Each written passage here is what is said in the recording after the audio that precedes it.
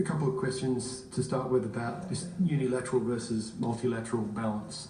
We all understand that these things have got to be done through multilateral arrangements, but there's also things we can do in this country, and that's what I'm interested in.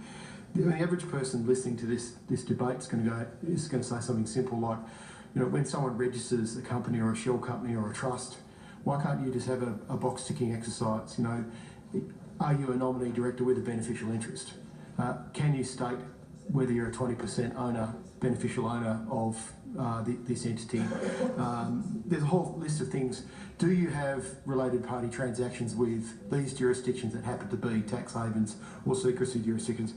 That sounds pretty simple to me. Why can't we as a country have those laws in place that at least allow Australia to collect that information and then incentivise or disincentivise the kind of things that we want to crack down on? Mr. Hirshhorn, do you want to have a go? What I would say is that we do not have great concerns with understanding the ownership of Australian entities. Yes, but foreign entities registered here as well, subsidiaries and foreign. But equally, you know, foreign entities operating here, I don't think we as a tax authority have great problems identifying ownership. The problem is when people set up entities overseas, and because Australia has a rule which says you've got to tick a box, yep, it's not going to apply to setting up a company in Panama.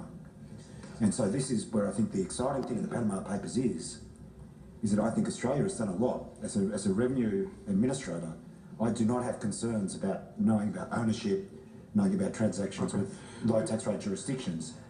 About Australian entities. I will say, Mr. Hirshhorn, we heard evidence from the Tax Justice Network earlier that Australia's got some of the bigger issues around transparency of certain company structures. I'll ask them to clarify that later, and I'll get it back to you. So can I just, and again, I think it's really important on transparency is to distinguish between transparency between a taxpayer and the tax office, transparency between tax offices, and transparency to the public. Okay.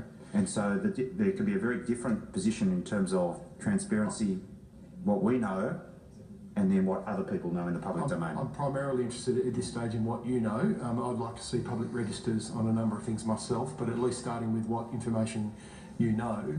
And is it simple enough to make a registered entity, whether it's through ASIC or through you guys for tax purposes, say declare whether they have related party transactions with these jurisdictions?